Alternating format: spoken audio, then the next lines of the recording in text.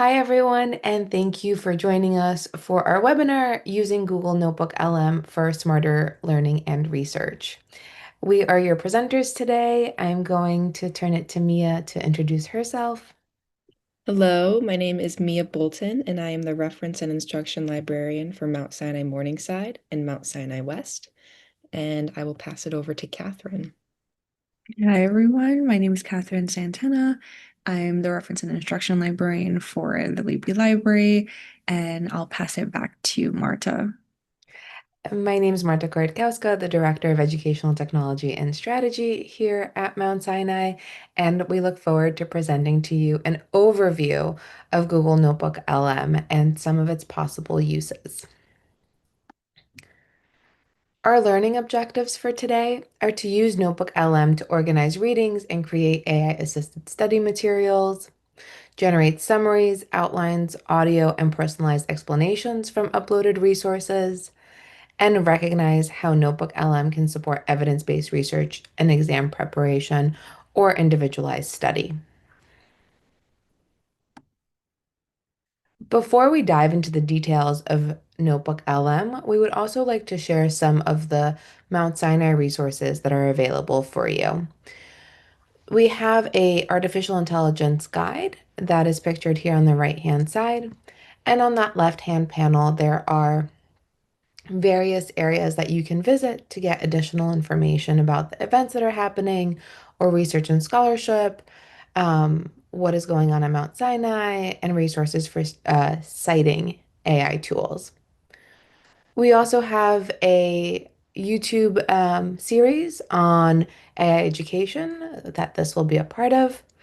And there's also an AI use policy that has been developed and supported by the framework and the AI Teaching, Learning, and Discovery Committee. So all of those resources are found on this guide. All right, thank you, Marta. We will now jump into Notebook LM itself. So, what is Notebook LM? Well, it is a Google product that allows you to use AI in a much different way than you're probably used to. So it's an AI research assistant tool, and it connects different themes or connects themes amongst a broader idea, and it can create an overview across all of the resources that are uploaded by the user. So users can add content to a bunch of notebooks. You have as many as you'd like. You can create as many as you'd like, and you can upload PDFs, websites, videos, Google Docs, and much more to create a study tool on a specific topic. And I say study tool, that is obviously geared towards students, but faculty can also use it to, help prepare to give a class or a course on whatever it is that you are teaching. So, what makes it so different than other tools? I created a table here that outlines the typical large language models and compares those features to the Notebook LM. LM in Notebook LM stands for language model. So, a typical LM or typical large language model uh, has a data source of using the entire internet. So it's internet wide, whereas the Notebook LM, the user provides the resources. So those are the differences between the data sources. The output in a typical LLM is generalized, and the output in the Notebook LM is personalized and contextual. The training in a typical large language model is pre-trained, whereas Notebook LM is user curated, and the purpose for uh, comparing the two, typical large language models are conversation based, and Notebook LM really takes all of the resources or all of the sources that you're putting into it and creates research synthesis based on those resources. If you're familiar with custom GPTs, then you can think of the Notebook LM in a similar light as a custom GPT. So you're putting all of your sources into this notebook, and it's curating information based on what you feed it. So some of the core functionalities or the core functionalities of Notebook LM are on the screen here. Input and organization. So this tool allows you to upload files, as I've mentioned, create as many notebooks as you'd like, manage your sources, and integrates with Google products. So you can, when you are selecting resources or sources that you'd like to upload into your notebook, you can select your Google Docs or any other like presentation, PowerPoints, um, things of that nature. And the interaction is uh, natural language chat based. So you can have a conversation with it, but it also allows you to note save and invite peers or colleagues to collaborate in that notebook with you. And here are some of the output tools or studio features as they are highlighted in the tool itself. You can create audio summaries, which are you could create like a podcast kind of audio that would help you, retain whatever information you are learning. Video overviews, mind maps to narrow down on specific concepts, reports, quizzes, and flashcards. So there is a multitude of different ways that you could use Notebook LM to help you study or help you prepare for a class. And this is a screenshot of the notebook that we created in preparation for this session today. On the left-hand side, you'll see the sources that we included to help us generate this chat in the middle. And that chat in the middle is where you can have your natural language conversations. So very similar to, uh, the large language models that we've not that we've talked about, but the logos that you saw on the previous screen, ChatGPT, Open Evidence, um, Perplexity, those kinds of tools. This is a very similar functionality here as to those. But it does allow you to take whatever kinds of conversation you have in the middle here and create an output based on the selection that you see on the right-hand side here. So audio overview, video overview, mind maps, reports, flashcards, quizzes. Um, those are as I mentioned, the options that you have in terms of creating different outputs. I'm now going to chat with you a little bit about how to set up your Google Notebook because you should be treating your Google Notebook like an actual notebook. And like Mia had mentioned, you can upload multiple sources to that notebook. We have a limit of 50 sources, but those sources can be more lengthy. And when you're setting up your notebook, you have to remember that each source has an icon. So this would be a video icon. This is directly from YouTube. This would be a website icon. And there are other icons that we'll show you as we go through the demo. You can also rename your sources for organization and clarity, or they will always be alphabetical. So you could also put them in groups and like article or video, right? You can actually add that as the first word to allow for better organization. And you can select as you're going through and you're looking for something or you're querying or you're asking it to run one of those 6 items on the right.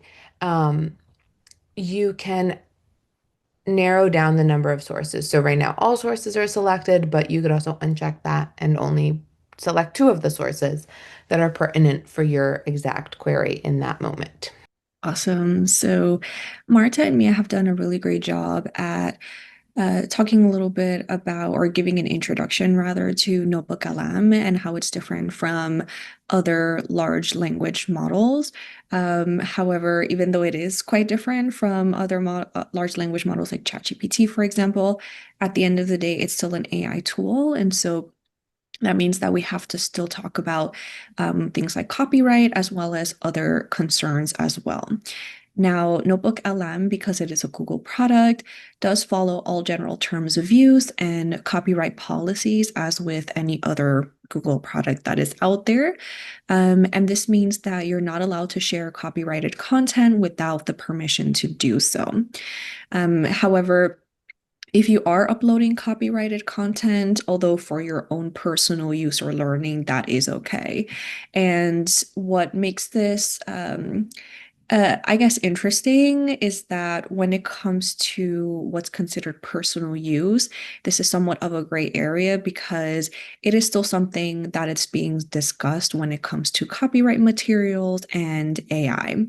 So theoretically, here, if you are sharing copyrighted content with like group members of a project that you're working on, it's just going to be confined with those people that you're working with, then it's okay.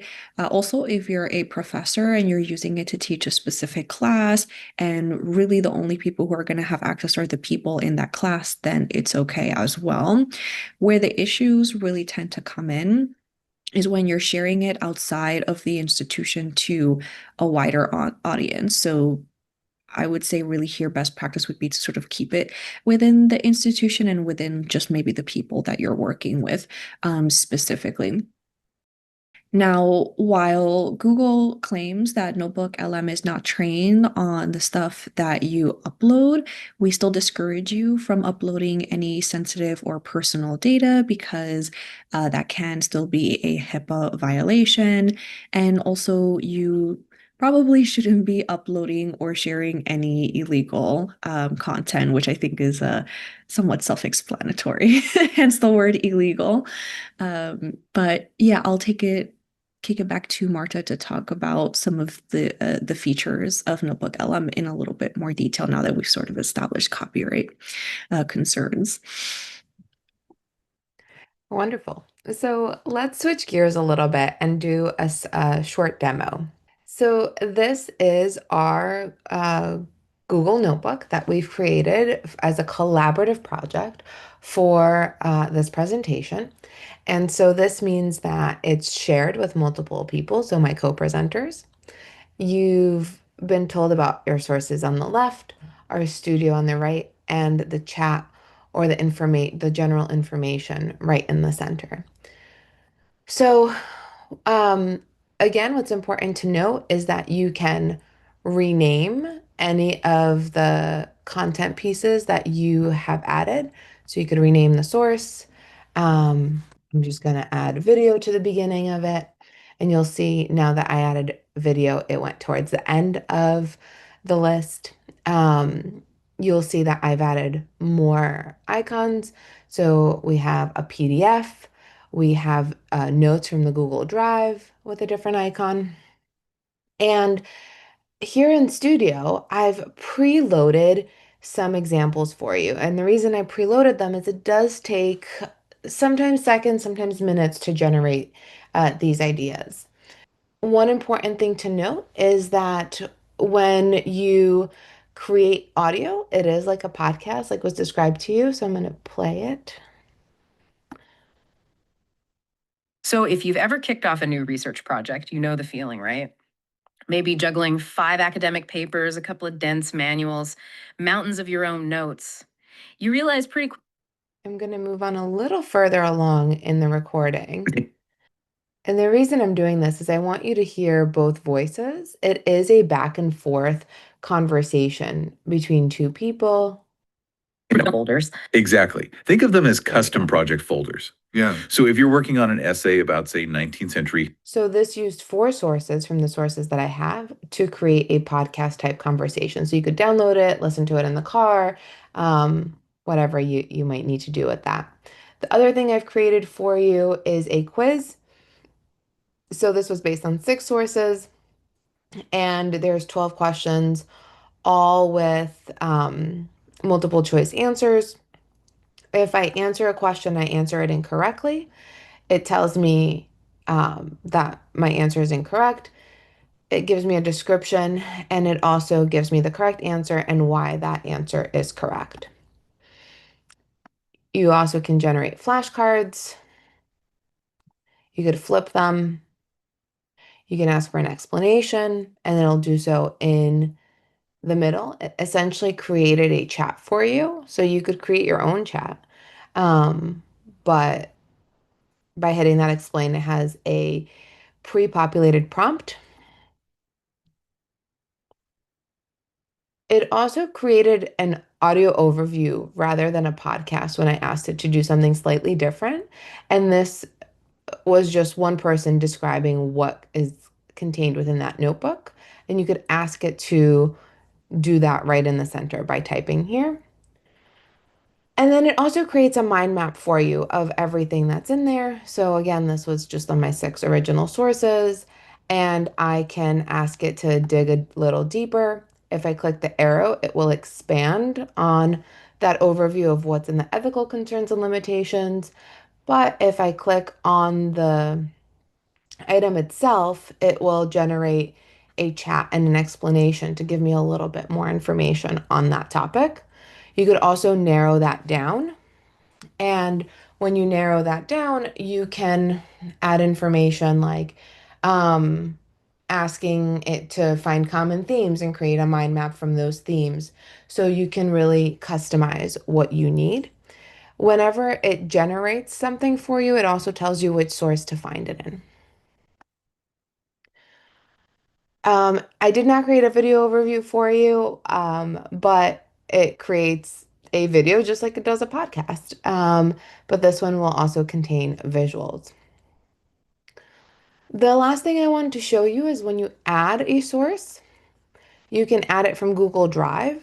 And so if you add a document that's stored in your Google Drive and you edit that document, let's say the next day, and then you go back to query the notebook, well, what happens is the updated document is what is already there for you to be queried. You can do a website, YouTube, you could do copy text, you could upload a file, whatever you so choose. So it integrates really nicely with the Google Suite. I think those are the highlights. And with that, I'm going to flip it back to Catherine. Yeah, so our discussion here focused on some of the features, which I think is a good segue into something to take into consideration here, which are potential hallucinations that come with using NotebookLM. So like I said, no, a NotebookLM is just like any other AI tool. And so just like any other tool, it could misinterpret or misquote the sources that you've uploaded. This means that if you ask NotebookLM, for example, to synthesize the materials, it may miss nuance details in language, like sarcasm, for example, that a regular person would be able to pick up, or misinterpret the information, and this can occur in whatever format you choose your output to be. So, a study guide or an overview, or in this case, a podcast, like Marta was talking about earlier.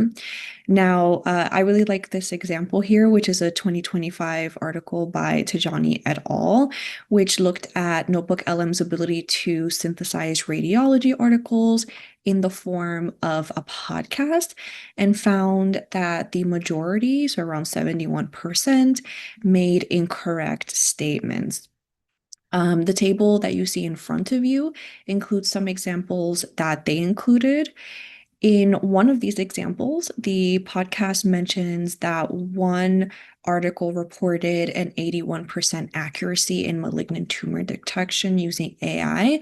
However, the actual article, while it did mention 81% sensitivity, did not actually explicitly say the term accuracy. So it didn't say, oh, this AI tool reported 81% accuracy. It said it reported a sensitivity of 81%, which are two completely different things. So the idea here is not necessarily to discourage you from Notebook LM. It's just more like if you're going to be using Notebook LM, you should be careful and just make sure that you are evaluating the output and that, what you're getting is what's actually being represented in the source materials that you're uploading. I think that was what was most surprising to me when I learned about Google Notebook LM, because I understand that from the internet, when sources aren't vetted, it just pulls from everything, right? But when I'm uploading my vetted sources and things that I've looked at, to think that there could be hallucinations makes me think, oh, well, I guess that makes sense, right? Because of the misinterpretation or the misquoting or the lack of nuance. So I just thought that was really interesting to consider. Thank you. So let's talk through some use cases. We divided use cases into education and research essentially uh, as one category and efficiency as another. And there are several, selected cases here, but there are so many more that you could use this for. So in the self-directed learning side of things, you can generate custom study aids, simulate debate and critique. You can upload something, you can have a discussion with it kind of ahead of time. You can put in content and kind of use the blank page method to study and see, where the holes are. Under personalized and efficient learning, all the way to the right, you can adapt materials to specific learner. So if you are looking to teach something to colleagues, it might be very different than teaching something to a first year medical student or a first year student in the program versus somebody who is an expert in the topic. You can develop interactive lectures and discussion prompts to help kind of focus on that personalized learning and exactly where you need to be. And then something that kind of falls into both camps is this deep concept clarification, right? When something is um, at a higher level, how do you break that down? And so those are just some example use cases. And from those, we selected use cases that would allow us to look at task, like what you have to put and ask the notebook to do, and what you would get in return.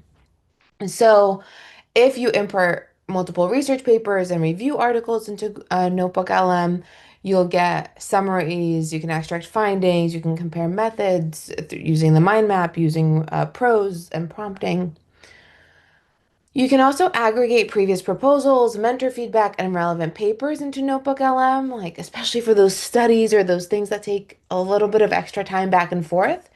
And that would give you a more structured outline or paraphrase complex work or find holes in your work to work on. Um, you could also upload case studies, curricular readings, and clinical guides, and that would help you create concise teaching summaries or learning summaries or question banks. You can for exam prep or OSCE prep or whatever other prep you can think of based on what you upload and the prompt that you provide. And then the last one here is what actually we did in order to do this presentation.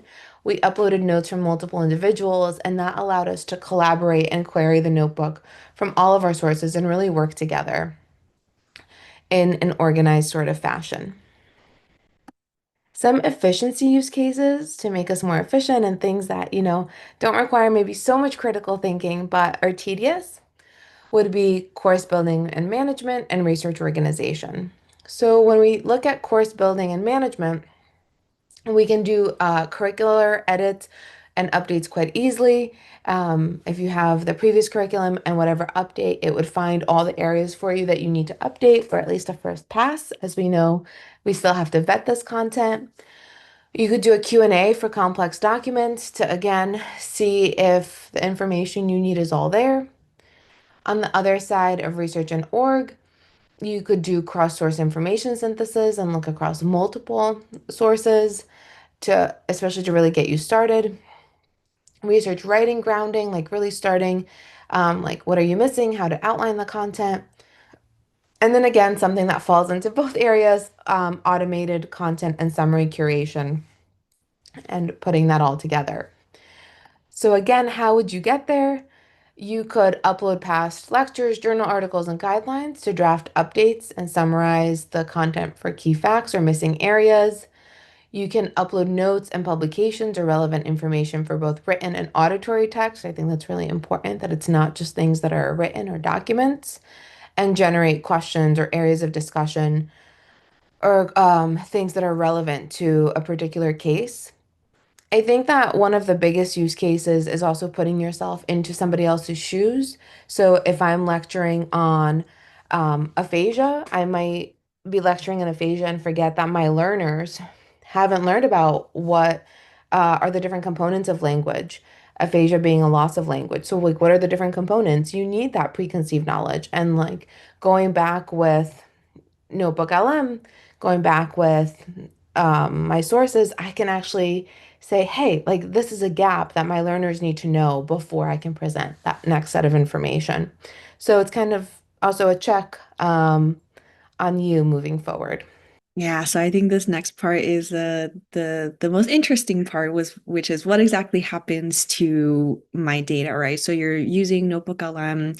Like I mentioned earlier, Martimia have done a beautiful job at giving you an introduction of NotebookLM and talking to you about the features and some different ways that you can use Notebook LM across various areas, research, education, your own learning. But what exactly happens to your information? What exactly happens to your data? Well, this depends on sort of like what account you sort of have your Notebook LM on or where exactly you're using your Notebook LM. So there is a difference between an institutional Notebook LM versus a Notebook LM that you're using through your personal account. So if we start off with the institutional Notebook LM, chats, uploads, et cetera, are not shared outside of the institution.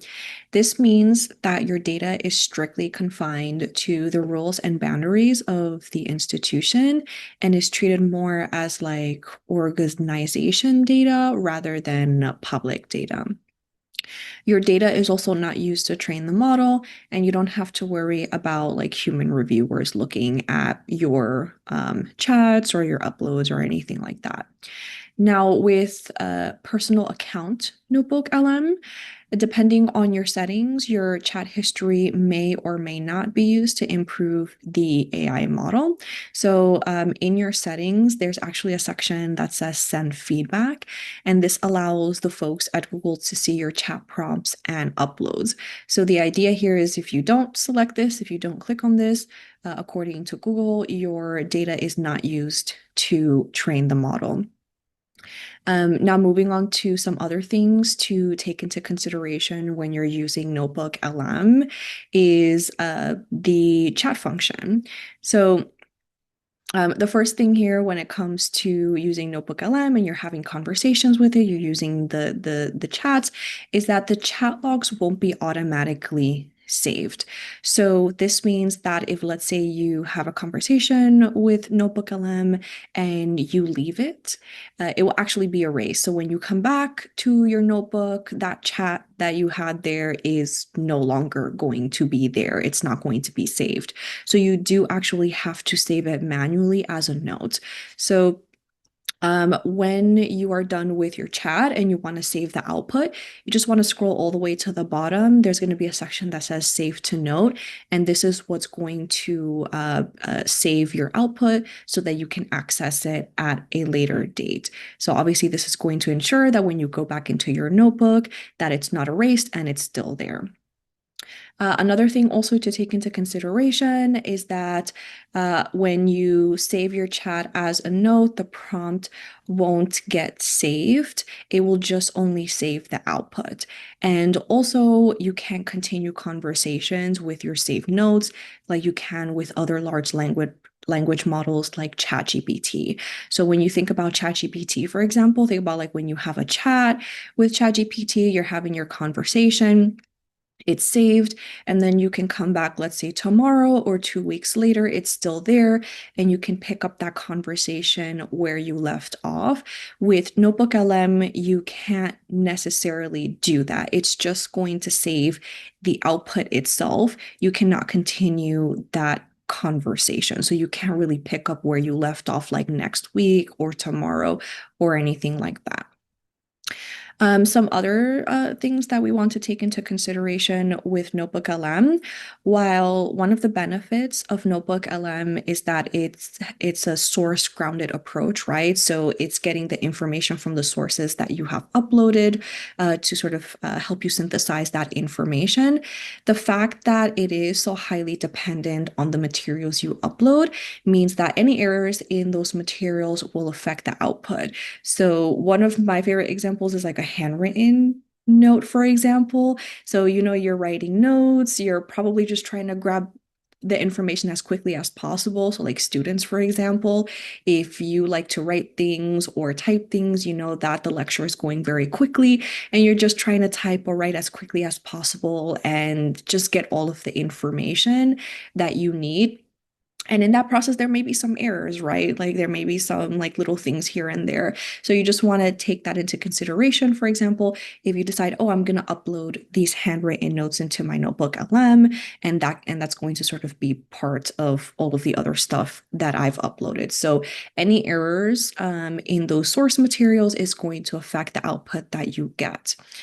Another thing as well is that notebooks are not connected, which means that there isn't really a way for you to link them. You can sort of think of each notebook as like an independent folder without any means to talk to each other. So it's like notebook here, notebook here. Again, if you want to visualize it as like a folder, then you can sort of think about it that way as well. But it's like, here's one notebook, here's another notebook. They're not going to interact with each other. There isn't a way for you to sort of like have a chat with both of them at the same time. You can't really link them. The only way for you to really do that, I guess, would be if you take some of those materials from that one notebook and maybe try to upload it into the other one for you to sort of have that link, I guess, or that conversation across all of those materials. So that's also another thing that you want to take into consideration with NotebookLM. So again, these are not necessarily things to discourage you from using the tool. It's just every tool has its limitations, regardless of whether it's AI or not. So you just want to be mindful about its capabilities as well as the things that maybe it can't do, or maybe the things it can't do as well as you would like. So that brings us towards the end of our presentation, and we wanted to share some thought and reflection questions as you've listened to us. So what are some use cases you're considering for Notebook LM? Or possibly what are some barriers to adapting this tool? And do you see different use cases for this tool rather than other generative AI tools? So maybe that's something that will help you think about what to use and when to use it. We also wanted to share some upcoming workshops with you.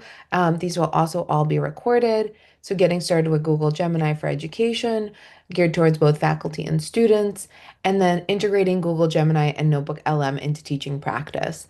So, those are our two upcoming workshops. And with that, thank you very much for attending and hearing us out on the features of Google Notebook LM.